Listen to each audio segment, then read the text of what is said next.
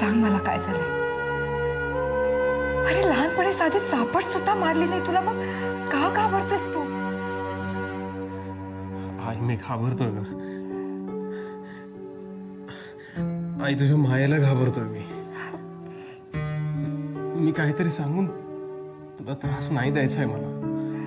समीर, अरे मुलांचा त्रास काढण्यासाठीच आई असते ना. रोहन, हा सांगत नाही निदान तू तरी सांग. समीर, अरे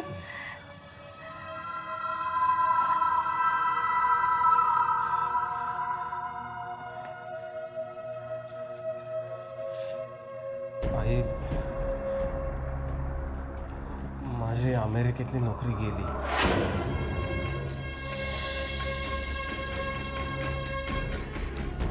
काय? आणि तिथलं सगळं सोडून मी कायमचं परत आलो.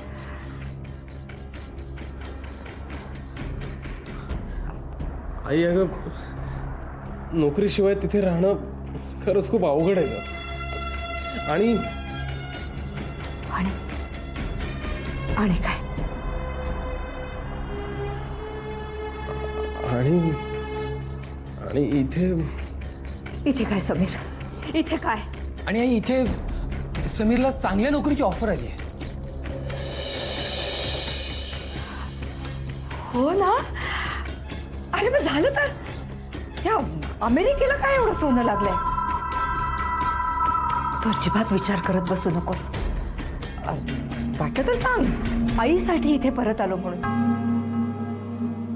समीर, तुझ्या मनावर दडपण असेल ना. लोक काय म्हणतील, शिक्षणाचं अर्धवट सोडून आलास म्हणून तशा नजरेनं तुझ्याकडे बघतील. पण तू अजिबात विचार करू नकोस. मी तुला सांगते, शेवटी मनशांती सगळ्यात जास्त महत्वाची. तुला असं वाटलं ना इथे निघून यावं, तू आलास, विषय संपला. हे बघ, कुडत नको बसूस. अरे मला तर उलट जास्त छान वाटतंय. आता तू आणि अशू दोघे माझ्या डोळ्यासमोर राहात. पण समीर, लग्न मात्र लगेच करायचं. मी अशूला सुद्धा सांगणार आहे. कुठे आहे अशू? आले ना बेंगलोरून?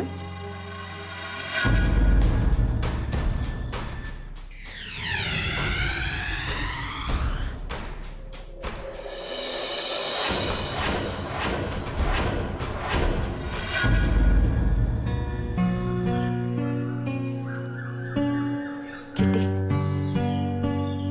माझ्या प्रत्येक प्रॉब्लेममध्ये तू आजपर्यंत जीवाचं रान करून मला सांभाळलंस. पण हे बाळ दत्तक घेणं म्हणजे तुला तुझं आयुष्य आहे.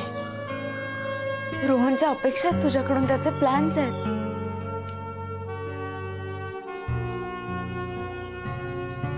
आधीच तू लग्नासाठी टाळाटाळ करून त्याला दुखवतेस.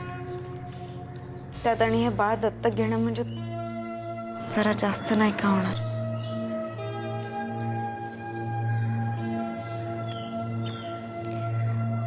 किट्या, ही जन्मभराची जबाबदारी आहे.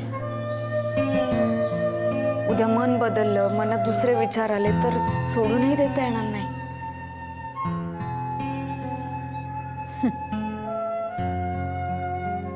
माझ्यावर विश्वास नाहीये तुझा?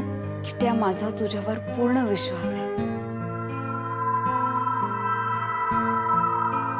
तू वाऱ्यासारखी स्वतंत्र आहेस आणि हे बाळ म्हणजे तुझ्या पायात बेडी घातल्यासारखं नाही का होणार? तू माझे प्रॉब्लेम सोडवणं इथपर्यंत मी समजू शकते, पण आयुष्यभर ते डोक्यावर वाहणं मला हे नाही पटत किटी. शिवाय समीर,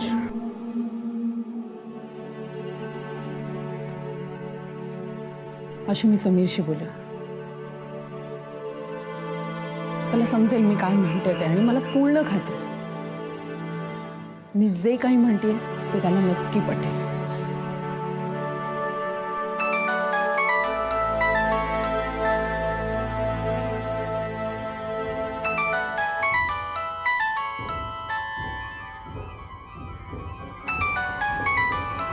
हॅलो. आई बोलतीये.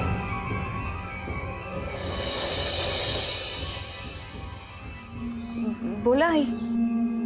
मुंबईला आली आहे ग, रोहनकडनंच बोलतीये. तर रोहनकडून बोलतो. काय? आशू बोला नाही. काही नाही ग, हा समीर काही फोनवर दाद लागू दे ना म्हणून तडक इथेच आले मी. तर काही नीट मोकळेपणाने बोलतच नाही आहे ग.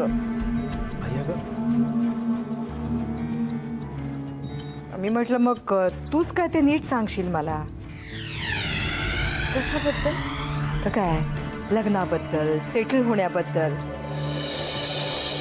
मी म्हटलं समीरला की आता तू इथे आलायस तर लवकर लग्न करा आणि मार्गाला लागा. पण काहीच बोलत नाहीये ग नीट. आपण असं करूया, तू आणि मी मिळून बसून ठरवूया सगळं. तू आलीस ना बेंगलोरहून, का आम्ही सगळे तिकडे येऊ? नाही, मी आली आहे परत. हो ना, मग दादा बहिणींचं मत पण घेऊन ठेव. मी येते घरी. आई, मी जरा किट्टीकडे आले होते राहायला. हो का? काही हरकत नाही, मी तिकडे येते ना. हे बघ, तुमच्या डोक्यावर अक्षता पडल्याशिवाय आता मी गप्प बसणार नाही. तू तिथेच थांब, मी येते लगेच. आई,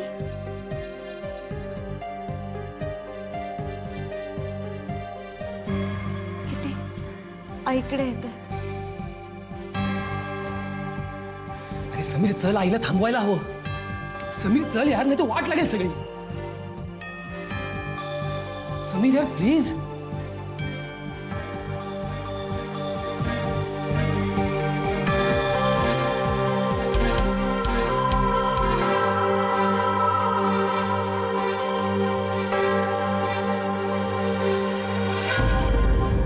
आता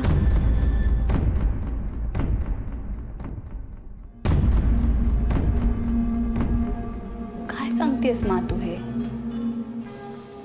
आणि बाकी सगळ्यांचं जाऊ दे, की ती स्वतःला त्रास करून घेते असं वागून. तरी शुभंकरने खूप संयम ठेवला. मीही खूप बोलले होते तिला सगळं कळल्यावर. मी आणि शुभंकर सगळं सावरून घेण्याचा प्रयत्न करत होतो, तेवढ्यात वंश येऊन उपस्थित झाला. I can imagine. म्हणजे जी आग विझवण्याचा तुम्ही प्रयत्न करत होतात, ती आग चांगली धडधडून पेटत ठेवण्याचं काम करत असणार आत्या. आणि आत्याला काही बोलणं किंवा सरळ निघून जा असं सांगणं सुद्धा 100दा मनात आलं माझ्या की येऊ दे वाईटपणा यायचा तर आपण सांगूया त्यांना. पण नाही मा, नमिता फार बाऊ करेल या गोष्टीचा. घरात असे 2 गट पडले ना की एकमेकांच्या साध्या गोष्टी सुद्धा वाकड्या दिसायला लागतात. मग पण या सगळ्यामध्ये शुभंकरची खूप कोंडी झाली आहे. त्याला अश्विनीला ठामपणे सपोर्ट करता येत नाही आणि नमिताच्या बाजूने उभं राहणं जड जातंय. मा, मी खरं सांगू का, नमिताला मानसोपचारांची गरज आहे. सायकॅट्रिस्टला कन्सल्ट करणं हा सगळ्यात उत्तम उपाय आहे. कारण एकदा सायकॅट्रिस्टची ट्रीटमेंट चालू झाली ना की नमिताच्या दृष्टिकोनात बदल व्हायला खूप मदत होईल. पण मीरा ती तयार व्हायला हवी ना. तो एक मोठा प्रॉब्लेम आहेच. पण मा, दादाला तिचं मन वळवावंच लागेल. कारण सायकॅट्रिस्ट इज अ मस्ट. आपण कितीही रक्त आटवलं ना तरी काहीही फरक पडणार नाही.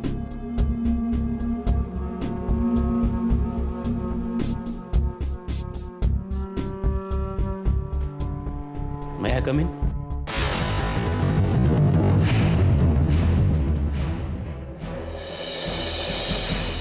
पलाश, कसा आहेस पलाश? मी ठीक आहे. म्हणजे जितका बरा असायला हवा तितका आहे. पलाश प्लीज, तुझं काय काम असेल ते लवकर सांग. हे सगळं माझ्यासाठी खूप त्रासदायक आहे, हे समजत असेल तुला बहुतेक. मी विहीरला भेटायला आलोय. मला नाही तसं वाटत पलाश. आणि अजूनही तू फक्त स्वतःचा विचार करतोयस. तुझ्या मनात येईल त्यावेळेला तू मिहीरचं नाव सांगत येऊन हजर होतोस. पण प्रत्येक वेळी तुझ्या येण्याने माझं आयुष्य ढवळलं जातं याची दखलही घेत नाहीस तू पलाश. रादर ते तसं ढवळलं जावं म्हणूनच मुद्दाम येतोस तू. पण लक्षात ठेव पलाश,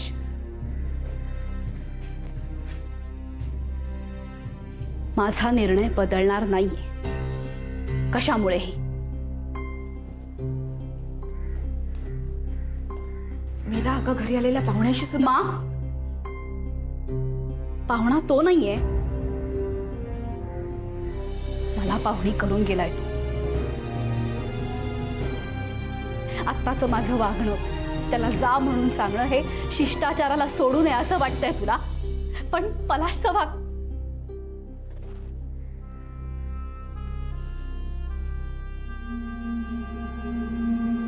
I think I should leave. You better.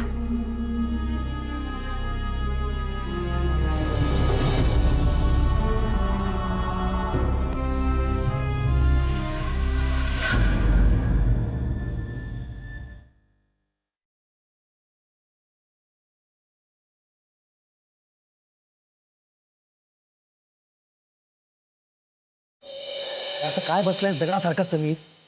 आई तिकडे गेली तर काय अनर्थ होईल माहितीये ना तुला? अरे उठ, आपल्याला अश्विनीला सपोर्ट करायला जायला हवं. अरे तिची वाट लागेल यार समीर. एकटी कशी फेस करणार आहे ती हे सगळं? अरे हे सगळं तिने एकटीनेच केलं ना. मला घेतला होता का विश्वासात? हे करताना एका शब्दाने सुद्धा तिला विचारावंसं नाही वाटलं मला. मग आता तू हे सगळं परत उगाच बसणार आहेस का समीर? अरे मी माणूस आहे, मी संत नाहीये एका क्षणात सगळं विसरून जायला. आणि चेहऱ्यावर किती विसरल्यासारखं दाखवलं ना तरी आत कुठेतरी राहणार ना. मग ठीक आहे, ठीक आहे, ठीक आहे. अश्विनी होऊ दे कोणाच आईला समोर बघून. अरे तुला काय आहे त्याचं?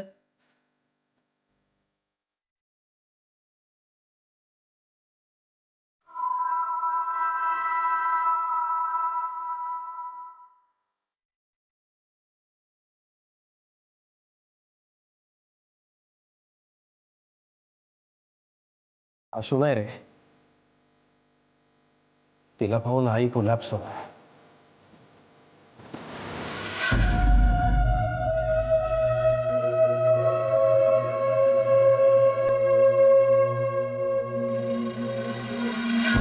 किती मी आईंना तोंड कसं दाखवू? आशू आपण समजावून सांगू त्यांना. हां, किती त्यांना समजावणं अशक्य आहे. हे सगळं त्यांच्या कधीच पचनी नाही पडणार. नाही अगं आशू बघ ना, समीरच्या आईने किती कठीण परिस्थितीत दिवस काढलेत अगं.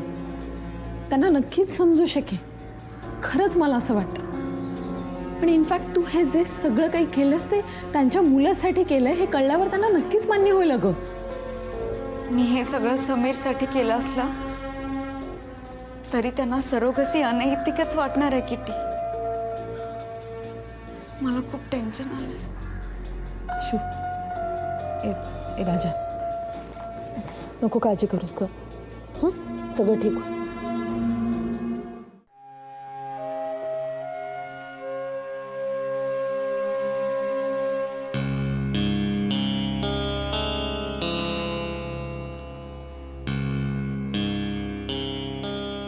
अरे शुभंकर, तू कधी येऊन बसलास?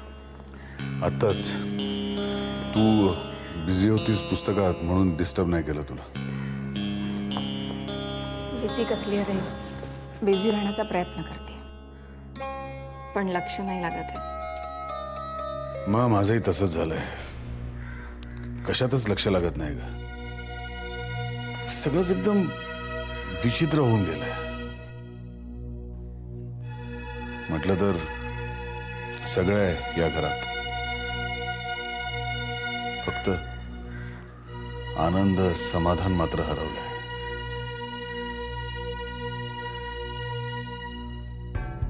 मा तू मीराकडे गेली होतीस ना ग? कशी आहे ग मीरा? आणि काही इम्प्रूव्हमेंट आहे का?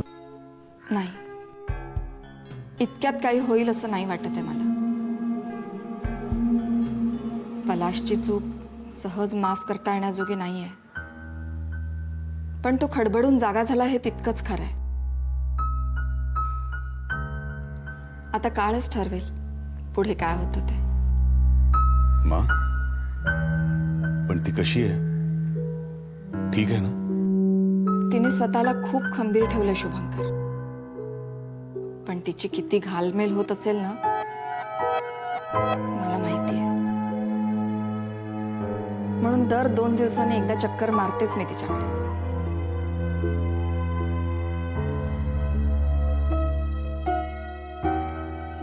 शुभंकर, मीराने नमितासाठी काहीतरी सुचवलंय. काही उपयोग होणार नाही मा.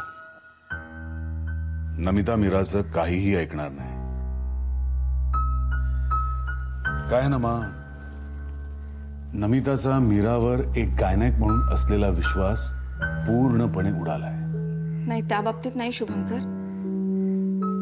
पण नमिताचा संशयीपणा, तिला वाटणारी इन्सिक्युरिटी, तिने अश्विनीला असं तडकाफडकी बाहेर काढणं, त्याही आधी अश्विनीवर टोकाचं प्रेम करणं, कधी कधी टोकाचा राग करणं, एकूणच सगळं बघता तिला मानसोपचार तज्ञांची गरज आहे असं मीराचं म्हणणं पडलं.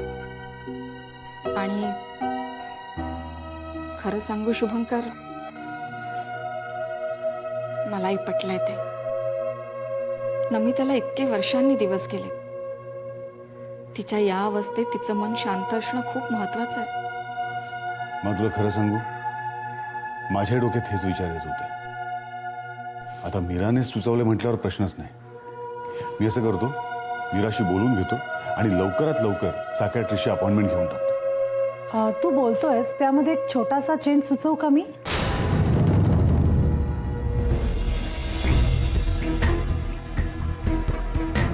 नाही, म्हणजे तुम्ही जी ट्रीटमेंट म्हणताय ना, ही ट्रीटमेंट मला नाही, मीराला द्यायला.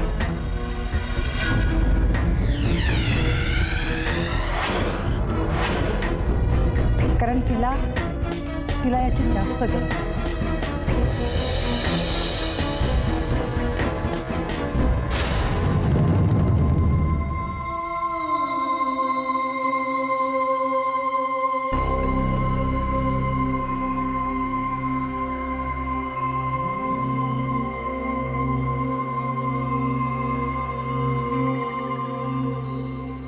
समीर, तू इतका का थंड आहेस? तुला खरंच काही वाटत नाहीये? हे बघ समीर, अजूनही वेळ गेलेली नाहीये. तू आशूला आहे तशी स्वीकार आणि आईंना खरं खरं सांगून टाक प्लीज. हे शक्य नाहीये मला. ते का का शक्य नाहीये? ज्या मुलीने तू तुरुंगात जाऊ नये, तुझी सगळी स्वप्न पूर्ण व्हावीत म्हणून इतकं सगळं केलं, आणि तू काय केलंस रे तिच्यासाठी? सगळं अर्धवट सोडून इथे निघून आलास आणि वर तिला दोष देतोय. असं वाटतं ना, हे कशी तुझ्या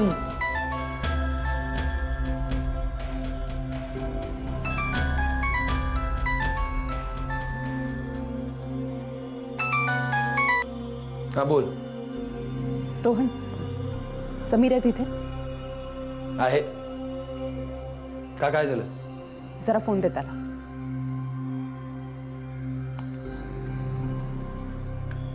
किटी,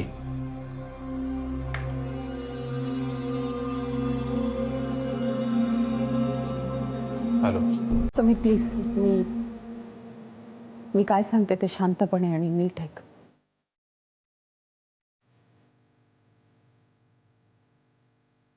समीर, आशूचं बाळ मी दत्तक घेणार.